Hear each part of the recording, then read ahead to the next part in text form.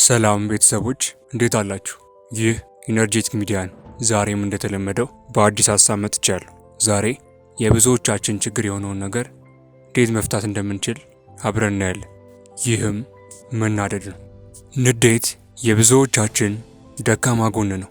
ሰዎች ሲናደዱ የሚወዱትን የሚያከብሩትን ሰው ያስቀይማሉ። መልሰው ሊጠግኑት የማይችሉትን ልብ ሰብረዋል። እድሜ ልካቸውን የሚቆጫቸውን ውሳኔ ወስነዋል። በመናደዳቸው ምክንያት ብዙ ነገር አበላሽተዋል። የንዴት መጥፎ ባህሪው በመጀመሪያ ከሰዎች ጋር ያለህን ግንኙነት ያበላሻል። በሰዎች ዘንድ መጥፎ ስም ያሰጣል። ከዚያ ደግሞ አንተ ራስህን እንድትወቅስ ያደርጋል። እንዲቆጭህ ራስህን እንድትጠላው ያደርጋል። ለዚህ ነው ቻይናዎች አንድ ንዴት በትዕግስት ካሳለፍክ 100 ጊዜ አታዝንም ብለው የሚናገሩት። ስትናደድ የሚያሳምን ምክንያት ሊኖርህ ይችላል። የቅርቤ ወይም ደግሞ የልቤ የምትላቸው ሰዎች ሀሳብህን አልተረዱም ይሆናል። ውስጥ ያለውን እውነት አላዩልህም ይሆናል። በፍቅር ግንኙነት፣ በስራ፣ በትዳር፣ በማንኛውም ከሰዎች ጋር ባለህ ግንኙነት እነርሱ ጋር ችግር ሊኖር ይችላል። አንዳንድ ጊዜ ደግሞ ከአንተ አቅም በላይ የሆነ ነገር ሊያበሳጭ ይችላል። የሀገሪቷ ሁኔታ በጣም ሊያናደድህም ይችላል፣ ግን አትቀይረውም። አንዳንዴ ደግሞ በጣም የሚያናድደው አንተ ተናደሃል፣ ግን ደግሞ ምክንያቱን አታውቀው። ሰዎች ለምንድን ነው እንደዚህ ሆንከው ሲሉ የምትሰጠው መልስ የለህም። በማታውቀው ምክንያት ተናደሃል። ስትናደድ ትሳደባለህ፣ ትማታለህ፣ ሰው ታስቀይማለህ። ስሜትህን መቆጣጠር ስለማትችል ቸኩለህ እስከ መጨረሻው ድረስ ህይወትህን ሊያበላሽ የሚችል መጥፎ ውሳኔ በህይወት ላይ ትወስናለህ። ተረጋግተህ ግን ስታስበው ያ የወሰንከው ውሳኔ ትክክለኛ እንዳልነበረ ትገነዘባለህ። ወይ ደግሞ እንደ አንዳንድ ሰዎች ስትናደድ አትናገር፣ ዝም ትላለህ። የሆድህን ለሆድህ እየነገርክ ውስጥህ ግን በጣም ተቃጥሎ ዝም ትላለህ። ብዙ ሰዎች በንዴት ምክንያት ለተለያዩ በሽታዎች ይዳረጋሉ። የልብ ህመም፣ ደም ግፊት፣ የጨጓራ ህመምተኛ ሊሆኑ ይችላሉ። በንዴት ምክንያት ጤናቸው ይበላሻል። ታዲያ ለዚህ ነገር ምንድነው መፍትሄው? ምንድነው ማድረግ ያለብን? በሁለት መንገድ ስለ መፍትሄው እናወራለን። አንደኛው የሚያናድድህ ነገር በተፈጠረበት ቅጽበት በቃ ተናደህ የማይሆን ውሳኔ ልትወስን ስትል መጥፎ ስሜት በተሰማ ቅጽበት ማድረግ ያሉብህን ነገሮች አወራሃለሁ። ሁለተኛው የመፍትሄ መንገድ ደግሞ አንዳንድ ንዴቶች ደጋግመን ባሰብናቸው ቁጥር አይምሮአችን ውስጥ ሲመላለሱ እኛነታችንን ይቆጣጠሩናል። ስሜታችን እየጋለ ይሄዳል። ከዚያም ከንዴት አልፈን ወደ እብደት እንሄዳለን። ታዲያ እንዴት ነው እንደዚህ አይነት ወቅቶችንስ የምናልፋቸው? በጥበብ። ምክንያቱም ግንኙነታችን እንዳይበላሽ። በተለይ ደግሞ የስሜት ብስለት እንዲኖረን ምንድነው ማድረግ ያለብን? በጣም ቀላል ነው። ለመተግበር የሚመቹ 5 መፍትሄዎችን እነግራችኋለሁ። አብራችሁኝ ቆዩ። ይህ ኢነርጄቲክ ሚዲያ ነው። ቤተሰቦቼ ይህንን ቪዲዮ እስከ መጨረሻው እንድትከታተሉ በአክብሮት እጠይቃለሁ። ለቻናሉ አዲስ የሆናችሁ ደግሞ ይህን ቻናል ሰብስክራይብ በማድረግ ቤተሰብ እንዲሆኑ በትህትና እጠይቃለሁ። የመጀመሪያው በጣም በተናደድንበት በዛው ቅጽበት ውስጥ ስሜታችን የሚያረጋጋው መፍትሄ በጥልቀት መተንፈስ ነው። በጣም የሚያናድድ ነገር ሲፈጠር፣ ሰዎች የማንወደውን ነገር ሲናገሩ ወይም ደግሞ ያልጠበቅነው ነገር ሲኖር ስሜታችን በአንድ ጊዜ ይቀየራል። ታዲያ በዛ ሰዓት ተረጋግቶ ማሰብ በጣም የሚከብድ ነገር ነው። አትችልም። ምክንያቱም ንዴት ቅጽበታዊ ነው። በአንድ ጊዜ ስሜትን ይቀይርህና በዛው ቅጽበት ሰዎችን ተናግረህ ሰዎችን ታስቀይማለህ፣ ወይም ደግሞ ቸኩለህ መጥፎ ውሳኔዎችን ትወስናለህ። ስለዚህ አንድ ነገር ከመናገርህ በፊት ልክ የሚያናድድህ ነገር ሲፈጠር በጣም በጥልቀት ትተነፍሳለህ። ምን ማለት መሰለህ? አየር በጥልቀት ወደ ውጭ ታወጣለህ፣ እዛው እየተናደድክ ቢሆን ማለት ነው። ከዛም መልሰህ በጥልቀት አየር ታስገባለህ። ይህ ኖርማል ያተነፋፈስ ስርዓት አይደለም። ሆድህ እስኪነፋ ድረስ በጥልቀት ወደ ውስጥ ትተነፍሳለህ። ከዚያም ጸጥ ትላለህ ለተወሰኑ ሰከንዶች።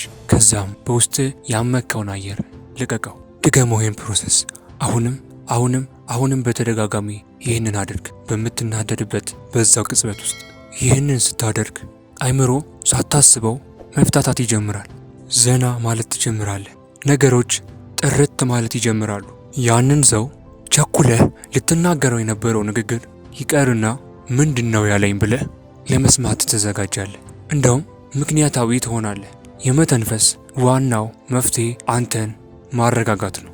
አየህ፣ በጥልቀት ወደ ውስጥ ስትነፍስ የሚቆጭህን ነገር አታደርግም።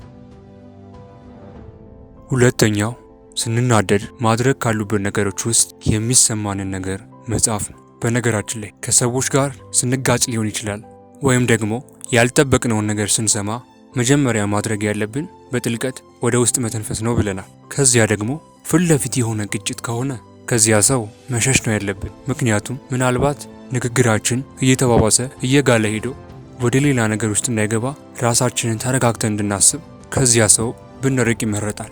ከዚያ ግን ይህ አሁን የምነግራችሁ መፍትሄ በጣም ወሳኝ ነው። ለምን መሰላችሁ? የሰው ልጅ ሲናደድ ሁሉ ነገሩን የሚቀየረው። የልብ ምቱ ይፈጥናል። ደሙ በእያንዳንዱ የሰውነት ክፍሎች ላይ በፍጥነት ይሰራጫል። ለምሳሌ ልጠይቃችሁ፣ ውሻ የሚፈራ ሰው ከኋላው በጣም የሚያስፈራ ውሻ እየጮኸ ቢመጣበት ምንድነው የሚያደርገው? በዛ ሰዓት የሚያደርገው ወይ የሮጥ ያመልጣል ወይም ደግሞ ፊት ለፊት ይጋፈጣል። ብዙዎቻችን ሮጠን ነው የምናመልጠው። ስንሮጥ ግን የምንሮጠው ከዚህ በፊት ከምንሮጥበት በጣም በሚያስደንቅ በሚያስገርም ፍጥነት ነው የምንሮጠው። ምክንያቱም ደንግጠናል። ስለዚህ ያ የሰውነታችን እያንዳንዱ ክፍል ለመልስ ይዘጋጃል። ስሜታዊና ስንናደድ ሁሉም የሰውነታችን ክፍሎች ለሁሉም ነገር ዝግጁ ይሆናሉ። በዚያ ሰዓት ስሜታችን፣ ሰውነታችን በጣም ንቁ ሁኔታ ውስጥ ይገባል። በዛ ሰዓት ማሰብ እናቆምና እንስሳዊ ምላሽ ነው የምንሰጠው። እንደ ሰው እንናገራለን፣ እንሳደባለን፣ ወይ ደግሞ እንደ እንስሳ እንማታለን፣ እንዲሁም እንወራጫለን። ምክንያቱም የማሰቢያ ክፍላችን በዛች ቅጽበት ዝግ ይሆናል። በቃ ጸጥ ይላል። በዛ በተናደድንበት ወቅት ለዛ ነው ያችን ቅጽበት ማሳለፍ ያለብን። ከዛ ያ የሚያናድደን ቅጽበት ካለፍነው በኋላ ለመፍትሄ መዘጋጀት አለብን፣ ይበልጥ እንዳንናደድ ማለት ነው። ስለዚህ ወረቀት አውጥተን ጥያቄዎችን ለመመለስ መሞከር አለብን። በነገራችን ላይ በተናደድንበት ቅጽበት ማሰብ አንችልም። ጥያቄ ማለት ያንን የተፈጠረውን ነገር መልስ እንድታገኝነት የሚረዳ ነገር ነው። ቢያንስ በዛ ሰዓት ጥያቄዎችን መመለስ አያቅተንም። በዛ ሰዓት ከማሰብ ይልቅ ጥያቄዎችን መመለስ በጣም ቀላል። እነዚህን የምናወጣቸውን የምንጽፋቸውን ጥያቄዎች ግን ለራሳችን መመለስ አለብን። ከዛ መልስ እንሰጠዋለን። የምንመልሰው ግን በጽሁፍ ነው። ያኔ አይምሮአችን ቀስ ቀስ እያለ መፍታታት ይጀምራል። ችግሩ ምን እንደሆነ እንረዳዋለን። ወይ ተራ ነገር ነው እንዲያናደደኝ እንላለን። ምንድነው እነዚህ ጥያቄዎች መሆን ያለባችሁ ካላችሁኝ፣ ይህን ጥያቄዎች ልንገራችሁ። በተናደድንበት ሰዓት ራሳችንን መጠየቅ ከሚገቡን ጥያቄዎች መካከል የመጀመሪያው ምንድነው እንድናደድ ያደረገኝ የሚለው ነው። ምንድነው የተፈጠረው? ምንድነው የተፈጠረው? ምንድነው የሆነው ብለው ጥያቄውን አውጥቶ ጥያቄውን መመለስ መቻል። እንዲህ ሲለኝ እኔ ደግሞ እንደዚህ አይነት መልስ ሰጥቼው ተናደድኩኝ። የተፈጠረውን ማብራራት ማለት ነው። ሁለተኛው ደግሞ ላናደደኝ ነገር ምን ነበር ምላሽ የሚለው ነው። ሶስተኛው ደግሞ በዛ ሰዓት እኔ ምን አይነት ስሜት ነበር የተሰማኝ፣ ምን ነበር የተሰማኝ በዛ ወቅት የሚለው ሶስተኛው ጥያቄ ነው። አራተኛው ደግሞ አሁንስ በዚህ ሰዓት ምን የቀረ ስሜት አለ? አሁንስ ፍርሃት አለ ወይስ ያ መናደድ አሁንም እንዳለ ነው የሚለውን ጥያቄ በማብራራት ለራሳችን መመለስ መቻል። አምስተኛውና የመጨረሻው ይህንን ሁኔታ እንዴት ልፍታው፣ እንዴትስ ልቀይረው የሚለው ነው። ይህንንም በሚገባ አስበን በሚገባ አሰላስለን ለራሳችን በማብራራት መመለስ መቻል ይገባናል። ይኸውላችሁ ጥያቄ የአእምሮአችሁን በር ያስከፍታል። መጻፍ አለባችሁ ያልኳችሁ ደግሞ የማሰብ ችሎታችንን በሚገባ ስለሚያሳድገውም ጭምር ነው። በለመድነው መንገድ ዝም ብለን ቁጭ ብለን ከምናስበው ይልቅ እየጻፍን ስናስብ የማሰብ ችሎታችን በጣም እያደገ ይመጣል። ለዚህ ነው ጥያቄያችሁን ጻፉት ያልኩት። በዛ ሰዓት አሪፍ የሚባለውን ውሳኔ እንወስናለን። ምናልባት እነዚህን ጥያቄዎች ስትጽፍ ያናደደህ ነገር ተራ ሊመስልህ ይችላል፣ ወይም ደግሞ ስቀህ ልታልፈው ትችላለህ። ወይም ደግሞ ተገቢ የሆነ ነገር ካናደደህም ያንን ነገር እንዴት እንደምታስተካክለው ታውቃለህ። በነገራችን ላይ ወደ ጦርነት የሚገባ ሰው መጀመሪያ የራሱን አቅም መፈተሽ መቻል አለበት። አቅሜ ምንድነው? እኔ ጋር ያለው ነገር ምንድነው ብሎ ራሱን መጠየቅ መቻል አለበት። ከዚያ ደግሞ የሚዋጋውን ጠላቱን መፈተሽ አለበት። ምንድነው ጠላቱ ጋር ያለው ድክመት? ምንድነው የጠላቱ ችግር የሚለውን ማወቅ አለበት። አየህ፣ ጠላትህን እንዴት ነው ራስህን ስሜትህን ማወቅ አለብህ መጀመሪያ። ከዛ ግን ያናደደህን ነገር ማብራራት መቻል አለብህ እንድታሸንፈው ማለት ነው። የዚህ ተግባር ዋነኛው ዓላማ በተናደድክበት ሰዓት የማይሆን ነገር እንዳታደርግ፣ የማይሆን ውሳኔ እንዳትወስን፣ ይበልጥ እንድታስብ፣ ከራስህ ጋር በደንብ እንድትማከር ማድረግ ነው። ስለዚህ በተናደድክበት ቅጽበት በጥልቀት የመተንፈስ ተግባር ካከናወንክ በኋላ ከዚያ ቦታ ዞር ትልና ተረጋግተህ እየጻፍክ መልስ ትሰጣለህ ማለት ነው። ወደ ቀጣዩ አልፋለሁ። ሶስተኛው ስንናደድ ማድረግ ካሉብን ነገሮች ውስጥ ለቅርብ ሰዎች መናገር ነው። አንዳንዴ እኛን ያበሳጩን በጣም ያናደዱን ነገሮች ለሌላ ሰው ስናወራው በጣም የሚያስቅ ይሆናል፣ ወይም ደግሞ ቀላል ተራ ነገር ይሆናል። እንዴ አንተ ምን ነካ? ይሄ እንደዚህ ያናድዳል እንዴ?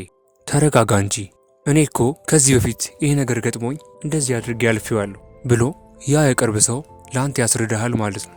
አሃ ብለ ባሰብከው በተናደድክበት ነገር ትስቃለህ ማለት ነው። የተናደድክበትን ነገር ለቅርብ ሰዎች መናገር ለነሱ መፍትሄ እንኳን ባይሰጡ ለነሱ ስታወራው የተናደድክበት ነገር ይበልጥ እየገባ ይመጣል። እሱ ብቻ ደግሞ አይደለም፣ መፍትሄውን እዛው ልታገኘውም ትችላለህ። አንዳንዴ እንደዚህ ገጥሞ አያውቁም? ከሰዎች ጋር እያወራህ በጣም ያስጨነቀህ ጉዳይ መፍትሄውን አግኝተው እንዴ አንተ በቃ ተወተውተው ብለህ እኮ ታውቃለህ። አየህ፣ ለሰዎች ማውራት ቅልል ያደርግልሃል። የሆነ ነገር ከትከሻ እንዲወርድ ያደርግልሃል። ያጋነንከውን ችግር አብራርተህ ስታየው አንዳንድ ጊዜ ተራ ይሆንብሃል። አይምሮ ውስጥ ትልቅ ቦታ ይዞ ሊሆን ይችላል። ስታወራው ግን አነስ ሊል ይችላል። ውስጣችን ያለውን ስጋት፣ ጭንቀት ወይም ደግሞ የሚያናድድ ነገር ለሰዎች መንገር በጣም ቀላል መፍትሄ ይሰጠናል ወይም ያረጋጋናል። ይህ ኢነርጄቲክ ሚዲያ ነው። በዛሬው ቪዲዮ ስትናደድ ማድረግ ካሉብህ ነገሮች ውስጥ 3ቱን ሀሳቦች ነገርኩ። በቀጣይ በክፍል 2 እመጣለሁ። ይህን ቪዲዮ ሼር በማድረግ እንድትተባበሩ በአክብሮት ጠይቃለሁ። በቀጣይ ቪዲዮ የቀሩትን ስትናደድ ማድረግ ካሉብህ ነገሮች ውስጥ 2ቱን እነግርሃለሁ። በቀጣይ ቪዲዮ እንድትጠብቁኝ በአክብሮት ጠይቃለሁ። ይህ ኢነርጄቲክ ሚዲያ ነው።